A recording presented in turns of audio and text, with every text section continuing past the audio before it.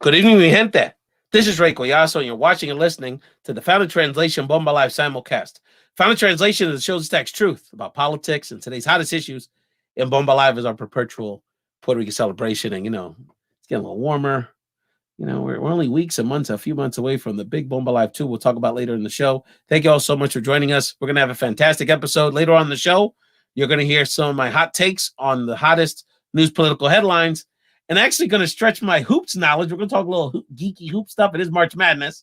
So at the end of the show, we're going to have some fun with some different topics. And we're actually even going to translate some very heady mental health topics into language that we understand in lo idioma, and probably 3 or 4 languages, if you count all the dialects we're going to speak. And we have a very, very special guest. But first, I wanted to introduce one of my regular co-hosts, someone that has a tremendous platform in her own right. It's so incredible. It's extra, as in Dionely extra. Dionely Reyes, welcome back to the show. Hi, how are you? I'm so glad to be here. I always love being on your platform. Dionely ETC, it's a Dionely etc. Like it's a combination of a lot of things. It's an homage to one of my favorite artists ever, Selena. You remember her shop was Selena ETC. So it was a little bit of everything. Well, as we all know, we would never do anything to hurt Selena. For one unfortunate exception. Dionely, before we introduce a very special guest, how are you doing? I know it's you're always breaking the internet or having some very in-depth conversations on your various platforms. So tell us a little, you're in your posh radio studio there. Tell us a little bit about the Dionely etc. experience this week.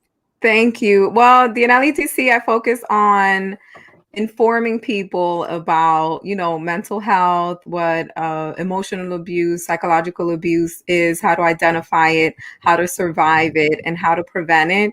And I do all that in Spanish. Like I interview a lot of people that have been through that, survived it, experts that know a lot about it. And then my other platform is Desde Philadelphia, because I am from the Philadelphia area and I interview people also. 215. Yes. 267-215. Although my number is 609, but keep it mysterious. Mm-hmm. Fantastic. No, and definitely follow Dionely ETC at all her social media platforms. And she's providing a lot of different diverse types of content, including our episode today. Please follow, share out with your friends. We're having a very special episode. We're going to introduce our A-list guest in a second. I did want to mention, we're going to talk about some other news headlines later in the show, but I did want to mention right at the top of the show, I speak for Dionely and the entire Bomba Live Founded Translation Familia. Estamos con la comunidad asiático-americano. We are with the Asian American Pacific Island community.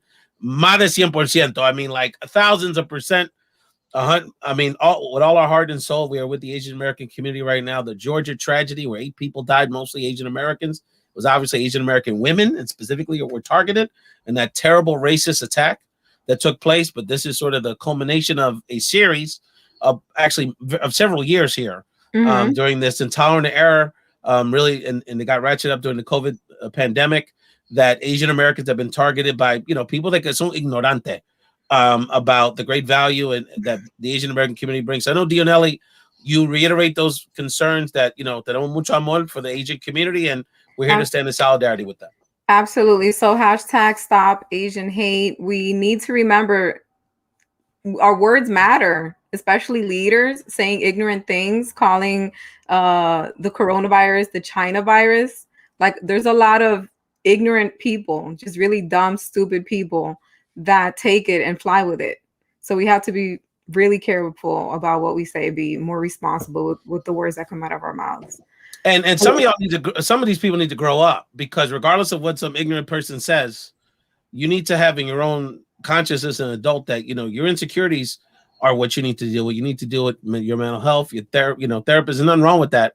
But to take it out on these innocent women who are just trying to make an honest dollar, working hard, servicing other people, many Asian Americans, and we'll talk about this later, we talk about the COVID vaccine pandemic, are on the front lines of essential workers on every level, whether it's the beauty salon or the high-end medical professionals. Without our Asian American medical community, we would be, millions of us would have died. I mean, let's keep it real. They're such a big part of the response and survival in our country. But across the board, the Asian American community, we're with you. We've been in touch with Asian American friends and leaders around the country. And I encourage everyone to reach out to our Asian American brothers and sisters and just let them know, just as friends, say, look, we're with you. We're thinking about you. whatever your community needs, we're here for you. So much respect, and we're going to keep that hashtag and that theme throughout the show. But let's get to our very special guest, Dionely. This is a man that I had the great fortune to reconnect with through the Clubhouse app. After many years, we've known each other for quite some time, but with everyone's busy schedules, and we're very fortunate to reconnect and have some very deep conversations on Clubhouse, which we'll have another one tomorrow that we'll talk about later. But this gentleman has really kind of created Dionely like his another industry. You know, there's comedy, and he's a very celebrated stand-up comedian. You've seen this man on HBO and all the major stand-up comics around the country. Has been up there with the best of the best. And there's motivational speakers, but he's really kind of created this incredible niche of inspirational comedy, which has serviced hundreds of thousands, if not millions of people, particularly our young people. We're really excited to talk about him. He's an award-winning empowerment comedian, corporate speaker, and mental health coach. Es una combinación, ya tú sabes. Eso como un mangú con los tres golpes. He makes all the money. That's right. That's right. So let's introduce him. More inspirational than any comedian, and certainly funnier than any boring inspirational speaker. Our great friend Ernie G. What's up, dog? Yeah. ¿Qué pasa, mi gente? I'm so Los excited. Boricua in the house. You know it, brother. What's You know up, it, brother? Oh my God, I can hear the waves from the Pacific Ocean as Ernie, this media Hollywood mogul, sits in his palatial mansion in the West Coast. Ernie, how are you, brother? Say hello to your family. I'm doing so great, bro. It's so great to reconnect with you after all these years, bro. You met me when I was a lowly, struggling comedian living in my grandma's converted garage, bro. Back in the day, bro. Back in the days. Now I'm so famous. We have to tell people how famous I am, dude. I'll tell you, Ernie, you live quite Karina Olivier from West Coast. A lot of people. Diana Lopez from West Covina saying hi. One of your friends out in the West Coast. Turns out we have more West Coast friends than I even realized until the last few days. Hilarious. We'll get into that later. But Ernie, I'm sorry. So we want to get into some of the mental health stuff. You know, you've been really, particularly during the COVID pandemic, helping our young people virtually and a lot of different platforms, help our young people work through this difficult time. We're gonna have a lot of laughs here, and we're gonna talk about another great passion of Ernie and ours, with some special surprises later in the show. The hoop stuff is a great mutual passion of ours, and we gotta get that in for a moment, and we'll get to the news. But Ernie, we got to catch up with you, brother. So I mean, you are again, you're one of America's most celebrated stand-up comics, and again, you've really created this other unique industry of inspirational comedy. But that's not where your journey began. So Ernie G, where did this journey begin for you?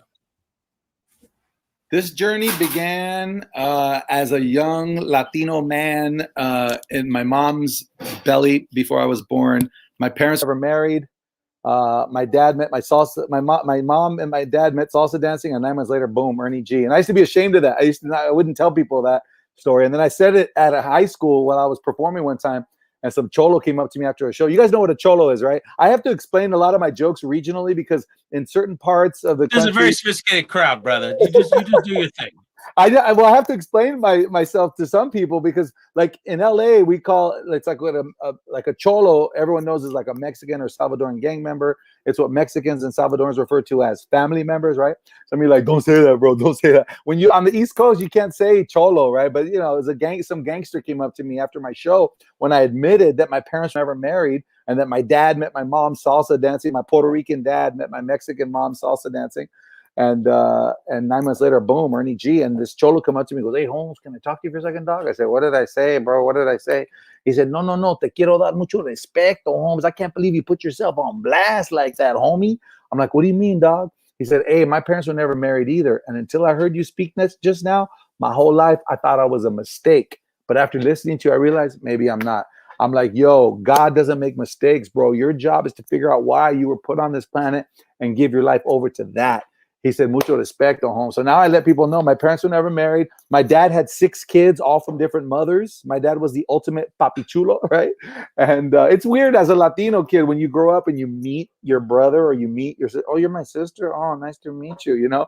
Mexicans, that happens to us all the time, like at quinceañeras or bodas or whenever we have like a big party. We're like, this is your cousin. I go, another cousin? I had like 48 cousins. Now I have 59. Right. And so it's just this weird dynamic. But long story short, bro, parents never married, grew up to a single mom and always wanted to do comedy. My uncle was a kid star when my family came over from Mexico. My grandma used to take my mom and my tias to go make piñatas in the street. My uncle didn't want to get his hands all full of the glue and paper mache and watercolors. And my grandma was like, tienes que ayudarnos a hacer la plata. You have to help us make some money. So he would sing and dance on the street, and he'd make tips, and he made more propinas than my grandmother did selling piñatas. And so somebody discovered him and put him on a Saturday morning TV show, and he got discovered, and his stage nickname was Fosforito.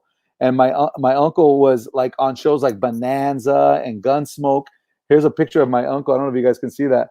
That was my uncle, Rafael Lopez, back in the day. See the show? It's kind of like a Desi Arnaz type show, Latin jazz in the morning. And he was on Gunsmoke, Bonanza, like all these shows. Whenever there was like a Mexican kid with a sombrero and a zarape, I'd say one time I was flipping through the channels like 2:00 in the morning, and they were rerunning an episode of Lassie, bro, old Lassie, the sheriff dog, and my Mexican uncle, who's 11 years old, comes out with a sombrero and a zarape. He's like, "Señor Sheriff, we cannot find the Lassie. She is missing." I'm like, dude, that's my uncle. So my uncle always had this uncanny ability to tell jokes and to make the family laugh. I grew up in a typical Latino household where every party there'd be a fight and somebody would be yelling at somebody. Some uncle would get drunk and my abuelita would be like, "Ya lárganse de mi casa, babosos. Ya váyanse todos." And my uncle would go, "You guys, I got one. And he'd tell a joke. And then everyone would, Mexicans and Puerto Ricans, the way we tell jokes, we stretch them out, we exaggerate them. He would tell the punchline, boss, and everybody cracking up.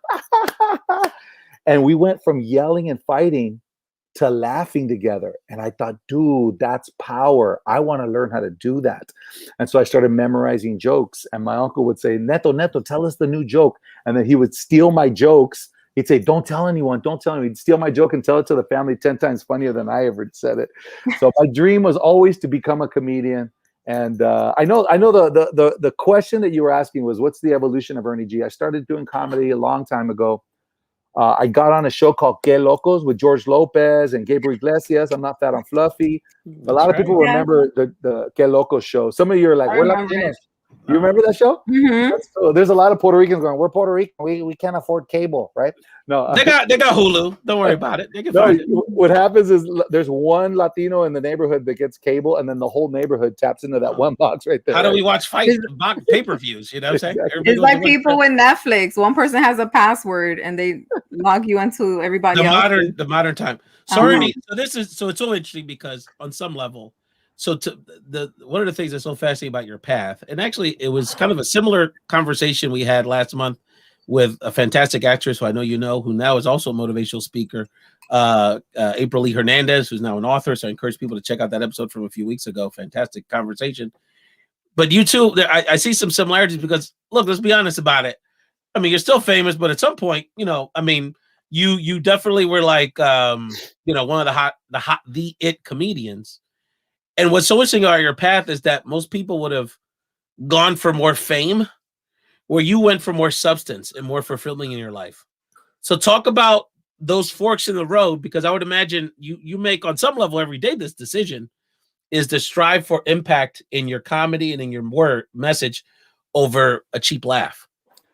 Yeah, well, the thing is, like, all my buddies have Netflix specials now. You guys all know Gabriel Iglesias, Fluffy. He blew up and is one of the top comedians in the world. Gabriel and I started our careers together. Felipe Esparza, who has his second Netflix special that's on right now.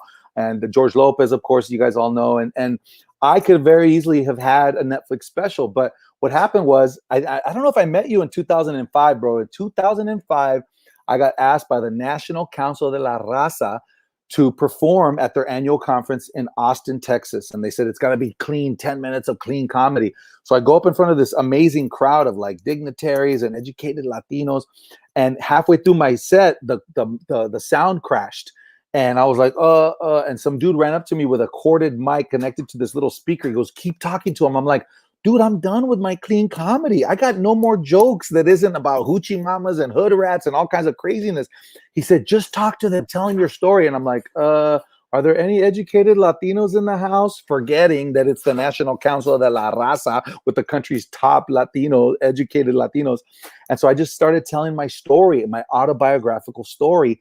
And the guy kept going, "You're doing great. Keep going." 52 minutes later, the sound system came up. He goes, "Great job. Let's give it up for Ernie G." And usually if I sell one or two of my CDs, I have a comedy CD entitled Mama's Boy. If I sell one or two of them, I made some gas money to drive home. That day, I sold all 30 of my comedy CDs. I collected a stack of business cards from the director of Hispanic marketing for General Mills, Adelante, which is Pepsi's, Hispanic marketing company, all kinds of Latino dignitaries. And then that year, I flew all over the country doing clean empowerment comedy. And the short version of the long story is the Hispanic College Fund found out what I was doing. They invited me to their gala in Washington, D.C.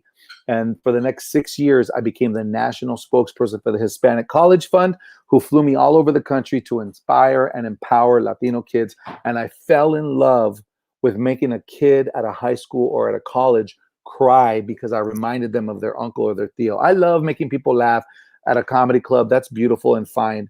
But I discovered my volition. I discovered my passion.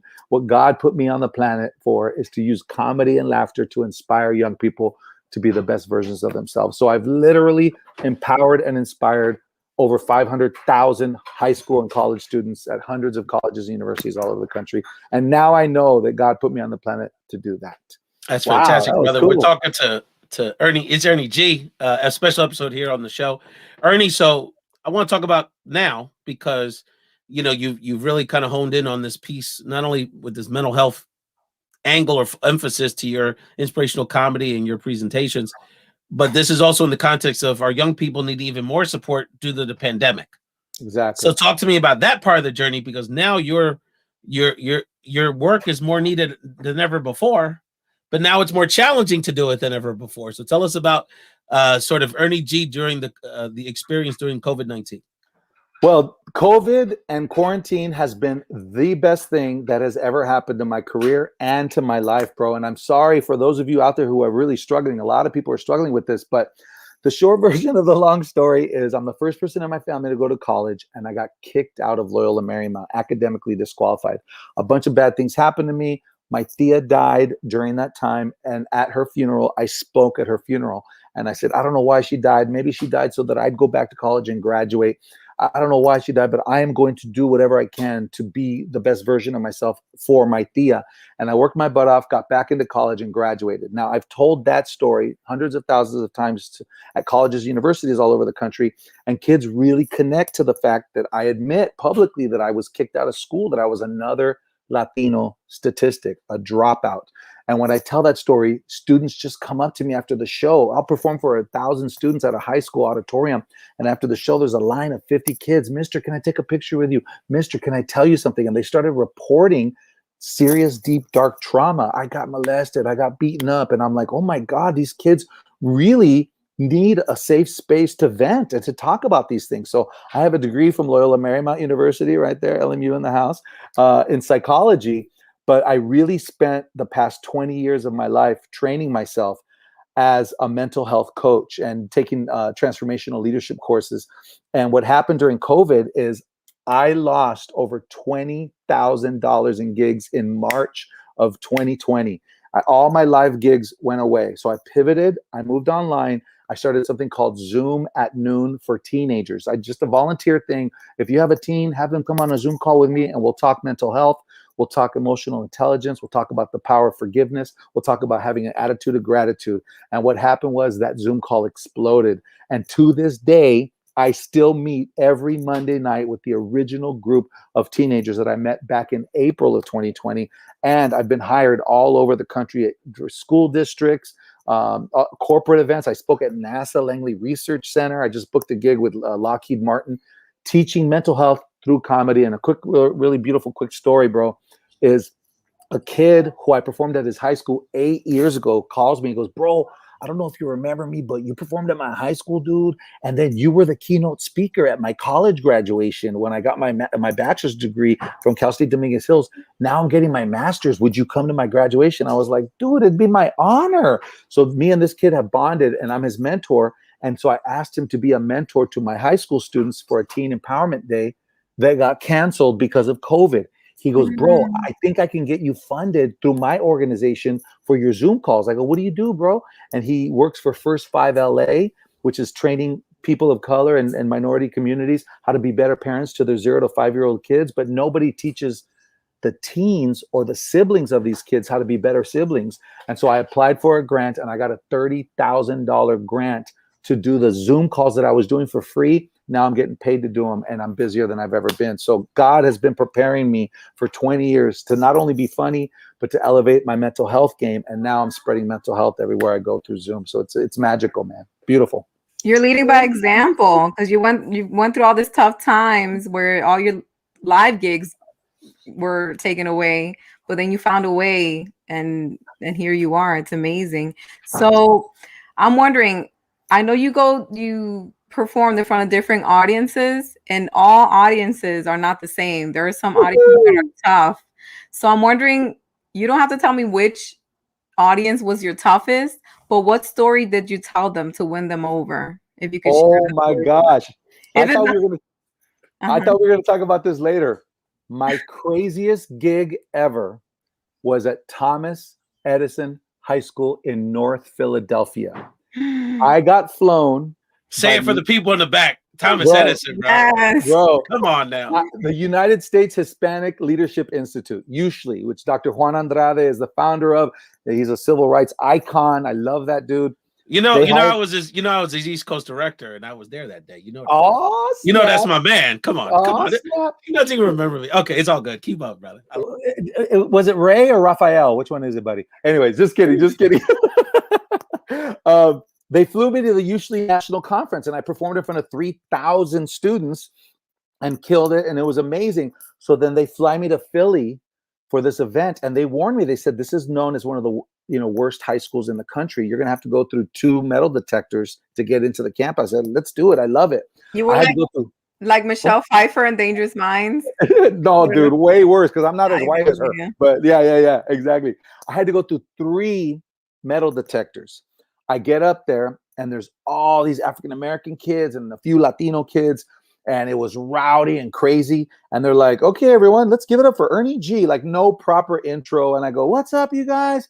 Within 2 minutes, some girl laughed loudly at a joke I told. Some other girl smacks her in the head, and a fight breaks out in the middle of my empowerment comedy performance. 100 kids stand up. Oh, kick her butt, kick her butt. Oh, yeah. And the teacher who hired me looked at me, and she was like, it's okay, come down, get off stage. It's okay, come down. And I'm like, no, I got this. I said, ladies and gentlemen, thank you for those of you who are listening. And a bunch of kids, no one's listening to you. About 60, 70 kids get up. They go to the back. The teachers take those girls outside. And I say, thank you for those of you who have remembered who you are. Those 2 young ladies have forgotten who they are. You are not in a gang. You are not a gangster. You are your abuelita and your abuelito's grandson. You are your mama and your daddy's child. You are a beautiful soul, and thank you for remembering who you are. I appreciate those of you who are still listening to me. And I just started talking methodically, and all of a sudden there was about 800, 900 students. They sat down and they started listening. And the teacher that was telling me, get off stage, I was like, I got this. I've done this for 20 years. I'll be fine. And all of a sudden, I didn't have to tell any more jokes, because once those kids sat down and started listening to me, I shared from my heart and soul. My parents were never married. My dad had 6 kids, all from different mothers. I know what you guys are feeling. I know what you guys are going through. But if I did it, then you can do it too. And I just shared my autobiographical story. I performed for the entire hour. They thought the show was going to be over in 5 minutes because of the fight. The teachers came up to, like, students came up to me. We took pictures, Instagram. The teachers were so blown away. They're like, oh my God, you have to come hang out with us. Tonight, we're doing a happy hour. I went to this happy hour with a bunch of drunk teachers that have to get drunk after a day like that. They invited me to the Phillies game. I went to the Philadelphia Phillies game with like 12 teachers that were blown away that I actually continued my empowerment comedy show after a fight. They said, we've tried to have assemblies over and over again, and every time something like this happens, we just cancel it. This is the first time we've ever had a fight where the speaker stuck it out and was able to complete their assembly. And I said, I love these kids and they deserve my best. That happened in North Philly, bro. Edison High School. I'm gonna get in trouble for mentioning that because there's people going, dude, I was there and I heard about that. Well, kudos to you. I was moved listening to it. I wasn't even there. Que chulo. That's excellent. It was beautiful. It was beautiful. Yeah. So I have a special, anywhere that a kid has to go through a metal detector to get educated, they deserve a little extra love and they deserve my A game. And so I brought it and I gave it to them. And a lot of them added me on Facebook. I'm still friends with a lot of kids who were at that show. I have thousands and thousands of kids all over the country that I impacted them, and we're still friends years later. So it's really, really magical. It's beautiful. Amazing. I love that. I love that you did that. Yeah, it's cool. And I have so many amazing stories of students that I've met over the years who have developed and become, you know, entrepreneurs, business owners. I have a buddy of mine, his name is Dr. Isaac Rodriguez, bro, and he became a Gates Millennium Scholar, and he was part of the Hispanic Youth Symposium that I was a part of. And like in 2008, 12 years ago, I met the kid at the University of Richmond in Virginia, and he was already a beast, but we worked together for the next 10 years. He and his professor invented this like this tooth thing. And anyways, long story short, he owns Sweet Bio, which is a company that uses like engineering to come up with all of these beautiful things. The point is they're offering him $200-300 million for his company because this guy got his PhD in biochemical engineering, and he's just a beast. And he still thanks me for teaching him. If it is to be, it is up to me. If it is to be, it's up to me. I've had hundreds of thousands of students repeat that. And ultimately, our own happiness is in our own hands. We have people that love us, mentors who love us, teachers, family who love us. But ultimately, if we're going to kick butt in the world, it's because we say and we take 100% responsibility for it. So I'll tell you what, we're talking to the legend Ernie G. Ernie, I want to give a shout out to our Instagram audience. I want to shout out Tanya Valencia, who's one of those students, a 10th grader from the DMV area, who's now one of my colleagues. Who's one of our education policy experts at Unidos US. So I just want to give her a shout out. She's giving you a lot of kudos.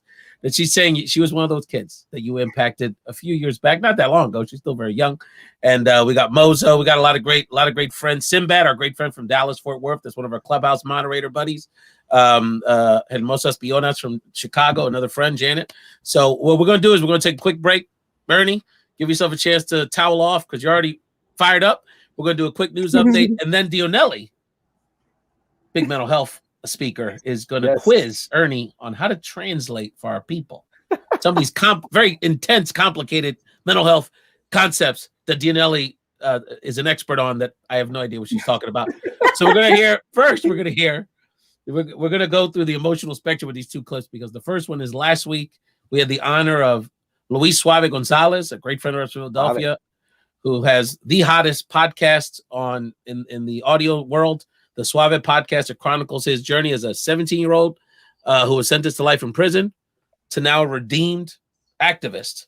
And that's just an incredible story. So that he shared with us along with his colleague, Marina Hossa, the legendary journalist. They were on the show last week. And then Dionely, we're going to have a little lighter clip that is an ode to you, my friend. So then we'll come back and Dionely will help us lead us with our news programming. I want people to know that we are more than our worst mistake.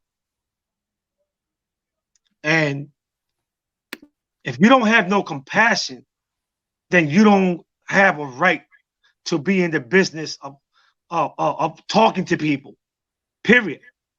And I found in Maria's friendship what I didn't find in the school system, what I didn't find in my household or in my community, which was compassion and empathy. Dígame, vecino. Hola, vecina, ¿me puede mover el cajo ese? ¿Y de qué usted sigue? Como ustedes los puertorriqueños mencionan la R. ¿Es que ustedes hablan con la I esa? ¿De qué tú hablas, ah?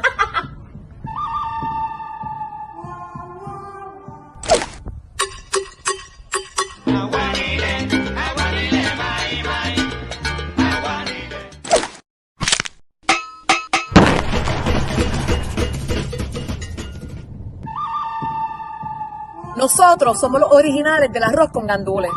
Ni siquiera se dice gandule, es guandule. Gandules. Eso tiene que ser evitado. Y además, nosotros hemos ganado más series de Caribe en la pelota. ¿Y de dónde ustedes sacaron esa información?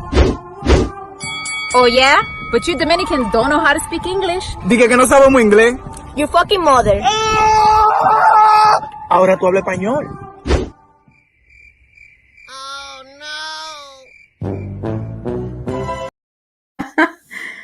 There, I tell you, got much love to Funky Bacalao, Jersey Rican. I don't know any of the Dominicans, so shout out to our Dominican crew down there in South Florida. I know the Dominicans. Shout out to I know, yeah, but there's some there's our social, what we call our Latino social media all stars here. They contribute to the show in a lot of ways, and we're gonna do something very special at Bomba Live 2 with the social media crew. I'm gonna be announcing in the next few weeks. We're gonna take it to the next level with Evilise and our posse down there. We're gonna get back very soon to Ernie G to continue to talk about these conversations, particularly about mental health with our young people. But we want to make sure we get a few minutes in to get to some of these very important news headlines. So Dionely, help lead us in that conversation. Okay, so this is a rapid fire. We need your quick takes on these important issues so we can get back to our conversation with Ernie G. So in Bomba Live News, President Biden last week signed the American Rescue Plan, a $1.9 trillion aid package to help people through the pandemic. Ray, besides the stimmy checks we are all waiting for, how else will the ARP help Latinos? I know some of us got it already, but how will the ARP help Latinos? Yeah, so everybody's worried about the stimmy, which I understand because it's a couple bucks and we could use it. But I think the bottom line is it's very important that people realize, and I want to put a graphic up here while we have this quick conversation, is that this bill goes well beyond that stimulus check, fam. You can see some of the headlines here. You're talking about keeping our folks in their homes. So, mortgage and rental assistance programs. We're talking about expanded health care. This is going to help over 1 million of our folks have health care. Whether it's expanding COBRA or Medicaid or some of these other programs. There's going to be funding in this, obviously, for the vaccines. So we have more access. We're going to talk about the vaccines in a second. But the bottom line is this is the biggest social program in our lifetimes. I mean, you have to really go back to the 50s, post-World War II Reconstruction period to find a social program that is going to lift as many people out of poverty, disproportionately minorities and children and Latino children. So this was actually a great victory for us. I know we're focused on the minimum wage piece, which would have been an extra cherry on top, for our low wage workers and some of the other machinations. But the bottom line is that this was a great win for our community. And I said in my social media post recently, thank the organizer in your life for this, because if it wasn't for that organizer that knocked on doors and text all their friends to go vote and kept us aware, while the rest of us, some of us sit back and don't do much, guess what? The organizer is the one that pulled us through on this because we needed every single ounce of activism to get to 50-50 in the Senate. So, and because without that, none of this would happen. So it's going to benefit us in ways well beyond the stimulus. And that's something we have to give the American Rescue. The American Rescue Act is something that we have to thank the Biden administration and his leadership for. Absolutely. So speaking of COVID, over 7 million Americans have received at least one dose of a COVID vaccine, but Latinos are not getting their fair share. Ray, we are almost 20% of the country, but have only received 9% of the vaccinations. ¿Qué pasa aquí? Why do you think that is? Well, this is a symptom of the larger inequities in our society. So let's look at Philadelphia, for example. So where you have in the state of Pennsylvania, about 9% of the state's population is Latino. Only 3% of the people that have gotten the vaccines are Latino, right? So they say we're going to expand. FEMA comes in and says we're going to expand the amount of people getting the vaccine, and we're going to even focus on certain zip codes where Blacks and Latinos tend to live. So they have certain days and times where you have to be from North Philly or West Philly to get the vaccine. But guess what? People say, oh, downtown Philadelphia is a great central location. But guess what? If you don't have transportation and you're a senior citizen and you don't have the information even where to go and just set an appointment on the website. Well, good luck for people who don't have Wi-Fi access, aren't literate with computers, don't have a computer. So even if you have access, people that don't have the luxuries that many of us have are not able to get them. Look, my parents are better off than most. I mean, they're retired. They have decent incomes coming in as retirees. They're relatively functionally literate. And I had to pull for them to get it. And I still had to take time off from work to take them down there, pay parking, and assist them. So my point is that these are the inequities that are crowding up. So I encourage everyone, every community is different, every state's different. So I encourage everyone to just, if you want to deal with this, just go on your social media or text all your friends and say, look, if anyone needs any help getting this vaccine, I can do something on the computer for you. I can give you a ride. I can pay for your Uber down there. Help your folks, because even when we have situations, I was just talking to some friends in Arizona, they put a vaccine location in the hood in South Phoenix. But guess what? If you live 10, 15 minutes away, you ain't walking in that heat. And if you don't have transportation, you don't have someone to take you, you don't have someone to communicate to you with the times and everything else in your language, you're still not going to get access to the vaccine. So it's very important that we help our brothers and sisters. It's a very local issue. Every situation is different with eligibility. But get on social media and say, look, how can I help people? And you'll find a way to help somebody get the vaccine. Awesome. Well, finalmente the House of Representatives passed the reauthorization of the Violence Against Women's Act. This version of VAWA increases protection for Spanish-speaking victims, prevents stalkers for purchasing guns, and increases rape prevention education. This is great news, but why, Ray, is it expected not to pass in the Senate? Because the Republicans are full of it. Because the Republicans are in the pocket of the gun lobby, and the gun lobby doesn't want boyfriends being restricted from having guns if they've been convicted of stalking their ex-girlfriend. So this is so disgusting, and they don't get enough hate for it, enough grief for it, and we have to call. That's literally the reason, because they don't want people to lose their gun. They're focused more on not losing money from people buying guns than from losing lives. They're more worried about a man. Listen to this. Mm-hmm. They're more worried about a man who's been convicted of stalking their girlfriend than the victim.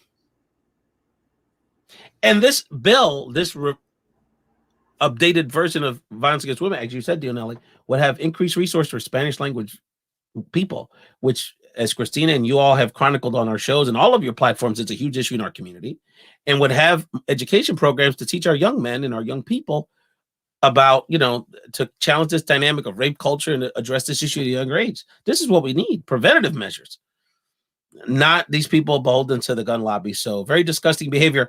On a lighter note, Dionely, before we get back to Ernie G, and I'll get Ernie G involved in this conversation. Ernie, we got to go deep with Dionely. I got to ask her the very deep questions. Dionely, J-Lo y A-Rod, ¿qué pasó? I mean, is love dead forever if J-Lo and A-Rod can't stay together? Come on. Is anybody surprised? He's a pro athlete. That's what they do. Like, she needs to just, if you're going to be with a pro athlete, 99% chance you're going to get cheated on. Wow. That's a damning testimony. That's incredible. So do you think there's a chance? Do you think let me ask you a question. Do you think it's real, or do you think they're playing us? That's really the question. Do you think they're going back and forth because they said they were broken up, then they went back together, and now it's confusing and the kids were crying? So what's going on here? You think it's a publicity stunt, or you really think they're going through it like that? They're really going through it like that, bro. Look, I've known J-Lo since she was a co-owner of the Conga Room way back in the day. Nice. She dated. I've had some good times at that Conga Room, brother, in LA. Yeah. She dated one of the waiters? She dated one of the waiters, and she married him. Yohani, yeah, absolutely. Yeah. Exactly. And Paul Rodriguez had a comedy show at the Conga Room, and it was one of my very first. I still have a poster somewhere of like J-Lo and Jimmy Smits, who were all part of the owner group of the Conga Room. Absolutely. And that guy sued J-Lo for years. They were caught up in litigation for years, but then she married Chris Judd, the choreographer. I opened for Mark Anthony, who was married to J-Lo. He was part of a concert series called Los Tres en Concierto with Alejandro Fernandez and Cheyenne and Mark Anthony. I opened for them down in Orange County, and I got to hang out backstage with J-Lo and Mark Anthony. And so what's going on here, brother? Give us the scoop. What's going on? Is she just a hopeless romantic? What's going on, brother? You got inside information, it turns out. She's just a bad ass mother effer that ain't gonna be listening to no one. She's gonna do her thing, and if you try to dim her light, she just moves on, And there was a part of me that was like, come on, J-Lo. What I heard was that Mark Anthony wanted her to raise their twins that they had. And that she right away started working, like right after having the twins. And he was like, Mommy, I got us. Why don't you stay home and take care of the twins? And she was like, oh, hell no, I got work to do. People to see, places to be. I'm the biggest star in the world, Hopes. Exactly. I mean, South is nice, but I'm the icon here. I gotta say, I love J-Lo because I've known her since like way back, like right after she was a fly girl for In Living Color. That was where she got her big start. And who was the only Latina at the presidential inauguration besides Sonia Sotomayor? J-Lo. So we got to give her love. I'm very proud of her. A-Rod has been a douche his entire life. He's a baseball player. It's the same thing with Tony Parker and Eva Longoria. When Eva Longoria married Tony Parker, the San Antonio Spurs, everyone was like, dude, Tony's too nice for her. Tony is too sweet. She's all Hollywood. She's all hype. It ended up being the other way around. Tony ended up cheating on Eva Longoria with a fellow teammate's wife. He cheated with a fellow teammate's wife. So anybody wants to act surprised. I think she's infatuated because, there's a positive part to dating a pro athlete, but there's that negative part that they're players, like literally and figuratively, they're players. So she knows how to use, when bad things happen, she knows how to use it to her advantage, how to market it. I can judge her all I want, and I could have all kinds of opinions, but J-Lo has turned herself into one of the most recognizable names and butts on the planet. So much love to J-Lo. You could certainly have done worse. So Dionely, so you're going to help us go through this very exercise. Then I got a special surprise for Ernie during our hoop segment. So what Dionely's going to do is she's going to share with us a few mental health terms that she uses in her Dionely, etc., her various podcasts to discuss this and help us work through these traumas in our lives, particularly our women. So much respect to the great you do work in like idioma de español, which is very important to get this information out in language. And Ernie's going to help us like translate for us regular folk to understand what this is really about. So Dionely, share with us this first complicated mental health concept that Ernie's going to help us flesh out. Well, it's not like too complicated, but it's the first step. And like when you go into like an abusive relationship, because people think like, oh, just leave them. And it's like, no, they don't start off mean and evil. They start off with what's called love bombing, el bombardeo amoroso, where they're like, they're great listeners. They tell you everything you want to hear. They have all the time in the world for you. And it's all rapid. It's all quick. They want to spend every minute of the day with you. They just give you everything that you want at first to get you hooked. So that's love bombing. So I don't know how would you break that down to someone? Well, can I just put everybody on blast on this podcast? The reason we came up with this segment is because yesterday we went over today's show and my beautiful co-host here was like describing this book she had just written and using all these amazing terms. And she was saying stuff like narcissistic projection. Triangulation. And I was like, does that mean like you are full of your own stuff and then you try to make everyone think that they're full of their stuff, but you're all consumed with your stuff? And she goes, exactly. I go, I don't understand these big mental health terms, but I definitely know how to translate it for the raza, for the people. And I think this love bombing thing is very, very simple. Most Latino men are chiqueado hasta las cachas from their moms and their dads. And I mean, their moms and their tías and their grandmas. Ay, qué lindo. Ay, papi chulo. Eres el más chulo en todo el mundo. And they go, dude, that feels good. So I'm going to do that to a girl. I'm going to make her feel special and loved. But then what happens is the moment that a guy has the experience, I got her, dude. I got her. We're bored of the chase. We're bored of that. So then we just leave that alone, and then we go find another one and say, mommy, you're the only one for me. I got you? Okay. That day. You're the only one for me. Yeah, exactly. You're the only one for me. Oh, you're my mundo. You're my everything. And then we go do it to as many people as we can so we could drop our seed everywhere like my dad did, babosos. That's toxic. That's just, no, it's not acceptable, people. And what about triangulation, triangulación? That's where una persona, they put two people against each other. Then they stand back and watch them fight. Dude, we were taught that from a child. I just fell in love. I got on one knee on Valentine's Day and proposed to my Peruvian girlfriend, and we are now engaged. And I'm sharing that because her parents, they live with us. And whenever one of the parents don't get what she want from my girlfriend, my fiance, then they go complain to the other one, and then the other one goes and asks. So my dad-in-law, he knows he's not going to get something from my girlfriend, so then he tells the wife to go ask my girlfriend, and she's like, "Why doesn't he ask? He should ask, not you, mom. No, mija." And then now they got the daughters involved. We love to include other people so that we don't ever have to put ourselves out there, and all of a sudden it's all covert and stuff. And I'm just like, dude, why can't we just have straight communication? ¿Eso qué es? ¿Qué es? Nosotros no hacemos eso. Look, I want you to know, I love the fact that you are a mental health professional, because you went and studied and got educated on all these dynamics. The challenges, being able to relay this to the gente, because the gente, we just go like, pa qué, no quiero saber esas cosas. I just want to get what I want whenever I want it. So just shut up with all that educated stuff. So full disclosure, I'm not a mental health professional, but I do interview mental health professionals. What happened was I was in this very toxic, emotionally and psychologically abusive relationship. And the way I got out of it was with a lot of self-love and reconnecting with my support system. And then I ended up like studying, like, wait, what happened? Because I came out of it, I'm like, what happened? And I remember people telling me, oh, you're what I was in it. Oh, they're gaslighting you. I'm like, no. When I looked it up, it's all de novela, como que gaslighting, because they're going to make me think I'm going crazy. No, I wouldn't fall for that. I'm too smart for that. And then another friend is like, they're gaslighting you. I'm like, let me look deeper into this. And it's like that, like, they say things and they deny they said it. No, you imagined that didn't really happen, and things like that. And then if you want to also explain that so people understand what gaslighting is. Well, here's the bottom line. We could go through all of these terms, and I can give you like the everyday interpretation of it all. The bottom line is this: for some reason, Latinos internalize a lot of the ugly racism that we grow up facing. We see the mainstream society thinks of us as less than, and then we internalize that.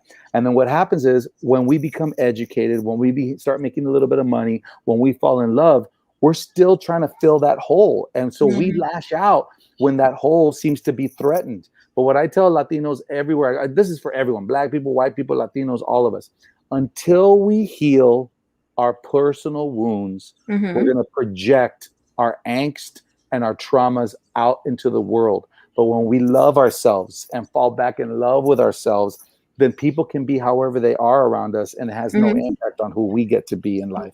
So the greatest gift you can give yourself is to work on yourself. I acknowledge you, because through pain, you healed yourself and you learned, and now you're sharing that with everybody. And I want you to know, I am the exact same. Anybody that ever became great because of a major failure in their life. Necessity is the mother of invention, but true passion, true commitment, true education typically is a function of some trauma that happened in our life, and we decided to not let the trauma have power over us. We took the power in our own hands. If it is up to me, and we become the beast that gets to share this wisdom with the rest of the world. Dang, that was beautiful. Woo! My man Ernie G dropping jewels as he always does. We're so happy to have Ernie G. We're having a great conversation with Ernie G and our fantastic co-host Dionely Reyes. Catch her on all her Dionely etc. platforms, etc. We talked some serious stuff, but you know what? This last segment, me and Ernie got to get a little back to the high school vibe. One of the things that's been so great two other great things to learn about Ernie is that we share a mutual love and passion for basketball, especially as Latinos, especially Puerto Ricans. We'll talk about that in a second. And it turns out that we also share a mutual like best friend, pretty much, who had to be a part of this show. When me and Ernie make the next remake of The Three Amigos on Netflix, he will be the third amigo. He's also a great member of our family and a fantastic motivational speaker in his own right. And he thinks he's the best Puerto Rican point guard in Colorado. Let's see. Jeffrey Vargas is in the house. Vargas is here, bro. What's up? Oh man, love. There's nothing but love in this house. There's nothing This but is a love on this show. live moment, family. This is a live moment. Jeffrey, brother, first of all, have you dug out of the snow yet, brother? I mean, you got 5 feet out there. Talk to us. About about 45 minutes from us, they had 5 feet. We got 3, as if that's, something special. It is life in Colorado is different because not only do we get 3 feet, they still have an expectation that you clean your sidewalks off and, let me know 24 hours. Wow. So let's just be very clear. Ridiculous. Your boy is not built for that. That said, you got to take care of the house, right? Or you make a friend. So right down the street, I made a friend who has a snowblower machine, man. Oh, goodness. You pay. I know you paying top dollar for that service, brother. Oh, let me tell you what. You're getting fleeced. The thank yous were just immense. And well, of course, you're paying for his vacation. That's what you're doing. You have to. And in fact, I was going to call Ernie G and tell him, you know what, dude, I should start like a GoFundMe fund for like a monster snowblower in Colorado. Because look, there's like should be a Puerto Rican exception. Like you're in Colorado and now you're buried under 3 feet of snow. That's not right. There's nothing right about that, man. I agree with that. I mean, first of all, you lost the greatest Puerto Rican player to ever play for the Rockies, Nolan Arenado. He doesn't play for you anymore. And now you got to deal with this. I mean, it's hard being a Puerto Rican in the Rockies right now. It's so interesting because Ernie, so Jeffrey's been talking about you for years. It's one of my dear homies, brother. And over the last 2 years, we've gotten to reconnect. He said, no, you got to meet Ernie, man. I mean, you guys reconnect. It's been a long time. You guys were like be best friends again. Then I meet you on reconnect with Clubhouse. Then I text Jeff this weekend. I said, bro, we all connected. You can come on the show. What do you want to talk about? You're a great motivational speaker. He goes, I want to talk about basketball, bro. March Madness, dog. Let's get in it.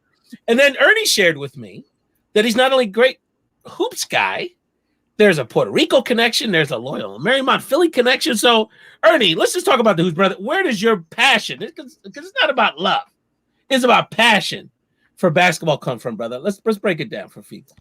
This is a picture of the Puerto Rican national basketball champions, Los Piratas de Quebradillas.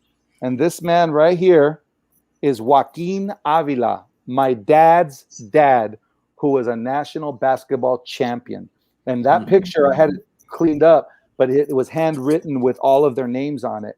And I remember in first grade, I started a new school. We went out to recess. The coach goes, here, guys, threw this around. He threw a basketball at me. I had never shot a basketball. I never had a dad teach me how to do this. I grabbed the ball and I threw it at the rim and it went thunk, thunk. It banked in. And all my friends were like, oh, dude, how did you do that? I was like, I don't know. I just always knew how to play basketball. I always had a little bit of rhythm. My mom has no rhythm. My mom doesn't know how to play basketball, so I know I got it from my Puerto Rican dad, baby. So I was a big fan of the Lakers. Magic Johnson is my hero. I have a picture of me with Magic Johnson taking the Magic Johnson basketball camp. And I managed the basketball team at Loyola Marymount in 1989 when Hank Gathers led the country in rebounding and in scoring. Only 2 players had ever done it before him. He was the third. And then he died on the basketball court in March of 1990. And I've told that story to hundreds of thousands of people. I was in Japan entertaining our troops, and I told that story. And I always have people go, dude, I remember Hank Gathers. So it runs deep with us, bro. It is deep, and there's so many interconnections. And I know Jeffrey's so excited to get this conversation. I wanted to share this. First of all, for y'all youngsters out there watching, I need y'all taking notes, because this is the real deal about the culture, because it is about culture, and basketball is such a big part of our culture, Latino culture, really Puerto Rican culture. As you said, look, Puerto Rican basketball is really more popular than baseball in Puerto Rico, and has been for quite some time with the women as well. We have a Olympic class Puerto Rican women's team now, so it runs deep. And there's so many connections here, brother, because not only am I a big fan of Puerto Rican basketball, we're going to talk about this new phenom that me and Jeffrey are geeking out on all weekend. But, I'm a Philly guy and a North Philly guy. So my basketball culture comes from that, too.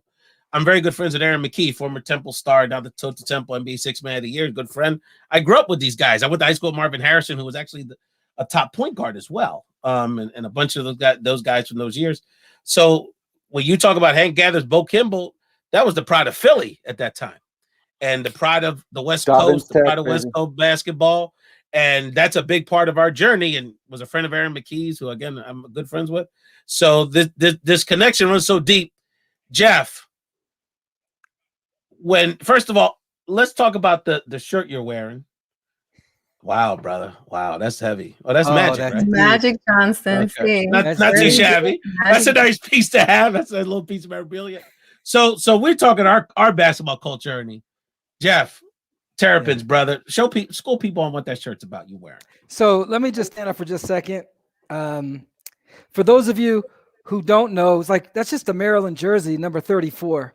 I'm going to ask you to Google the name Len Bias. Woo! Len Bias, legend, an absolute legend. I would argue, and I think it'd be tough. I'd go toe to toe with folks. Arguably, potentially the greatest college basketball player. Oh, right there, yeah. And here's the deal with Len Bias. Len Bias went to Northwest High School in right by the University of Maryland, in Hyattsville, Maryland. He has a younger brother named Jay. Jay used to play basketball with us as well. And Len Bias had a smoother jump shot than Michael Jordan, was faster than MJ, jumped higher than MJ, and was stronger than MJ. And in fact, you can Google it and look up some specials that have come out recently where MJ doesn't like to talk about Len Bias because they were for real rivals. In fact, the day the Dean Dome opened back in the mid 80s, the first game that they played was Maryland, and Len Bias lit them up and walked away with a W and made a statement. He was arguably on his way to becoming an incredible NBA player. He was drafted second by the Boston Celtics. And this fits alongside my very, very, very good friend, Ernie G, who has devoted his life to helping kids. Len Bias was a big kid. And after being selected number 2, he was at a party where a man named Brian Tribble put some cocaine in his Coke. In his drink. And Len Bias took that drink and he passed away and he died. And when he died, I get emotional now. If you knew him, if you knew his game, if you knew what he was about, it was a transformational moment for every kid in the DMV. Every single one of us that love hoops, because he was a hero. Larry Bird said, man, I can't wait to play with this guy. And I would argue that all those championships that came out of the United Center, nah, baby, that wouldn't have happened. Nope. Len Bias would have something to say about It's one of the great what could have beens in modern sports. There's no question about it. So we go to 2021, Jeff. And I must say, about a year ago, I reached out to you and said, Jeff, I've discovered something you're going to be very interested in. We got this kid out of Puerto Rico. He's now at Long Island Lutheran. He's going to play LeBron's kid on TV tomorrow. You may want to check it out. Andres Corbello has become a phenomenon. He plays for USC Illinois. He is the best Puerto Rican hoops prospect that's come out probably since JJ Barea, who ended up having a great NBA career. So, Jeff, not only is it just so much fun to watch this little Latino guy do his thing out there with the big boys in the Big Ten and the top teams, but there's a lot of lessons that we take out of his ambition and his artistry on the court, which I know you're teaching your son that you wanted to share here on the show. Yeah, let me say this. That young man left his home at the age of 13. He left Puerto Rico at 13 to go to New York. And if you think about that, how many of us know a 13-year-old, whose skill it would be so good that they could cross the country, across the world almost, and at the same time handle themselves at 13. Guy struggled with English language. In fact, he says that, without Google Assistant, he wouldn't have made it in the first year. His first words were like, where's Burger King? Where's McDonald's? I got to get fed. But he grew, he learned, and his game grew. And today, the reason why he was Big Ten Sixth Man of the Year is because that guy's principle of playing is something we got to adopt. See, like Ernie, I believe you can learn from people who are younger than you. So this guy's, a quick 18, but let me tell you or 19, what he's taught, I think all of us is, if you want to be the best player on your court of life, make those around you better than they are.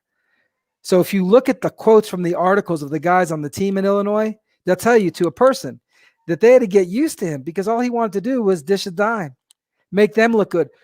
So Underwood, their coach, says at the beginning, our trouble the first half of the year is these guys didn't know how to handle his passes because they didn't know where they were coming from, because all he wanted to do was make them better. So I'm loving this kid, man, and I'm loving his work ethic. I'm loving where he's going to go.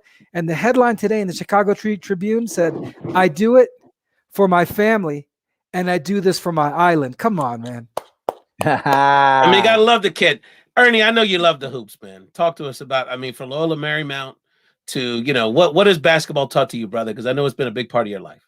It's been a huge part of my life. If I may, bro, I just want to like kind of quickly segue. The reason that we're so passionate about these players, Len Bias, Hank Gathers, and the young kid you guys are just talking about. Corbello, un saludo, papá. I want to make sure we get that shout out to him, man. Right? Is that I believe that Latinos are hungry for heroes. We're hungry for heroes. We need people that we can say, that's me, dude. I can be like that guy, right? When I was a kid, bro, my favorite show, I'm going to age myself, was Charlie's Angels, because they were gorgeous with Farrah Fawcett and Kate. But my favorite was Jacqueline Smith. Yeah. Not because she was the most prettiest. Well, she was the prettiest, but because she looked Latina. I was so hungry to find a woman that looked Latina. And the Daisy Duke phenomenon. And it turns out she was Latina, but that's another story. Daisy Duke, right? But the only Latina I knew when I was a kid was Charo, Cuchi Cuchi, right? Jacqueline Smith was my favorite Charlie's Angel. Why am I sharing that with you? Because I've been writing a book called The Most Famous Latinos You've Never Heard of, right here. And it has all these amazing Latinos. It's an incredible cover. Household names. That's me, of course. This is Mary right here. This is Mary Espinosa, an original cast member of the Mickey Mouse Club, right here, bro. This is Joe Cap, who was on the cover of Sports Illustrated magazine as the toughest Chicano in the NFL. This is Luis Avalos, who was an original cast member of the Electric Company with Morgan Freeman, Rita Moreno. You guys all know Rita Moreno, of course. Sure. And then here's Cantinflas. A lot of people don't know that Cantinflas was the funniest man on the planet when Charlie Chaplin was at his height. And then, you know, here, of course, is Dolores Huerta. Culture Clash is the only sketch comedy troupe to ever have a primetime television show on Fox.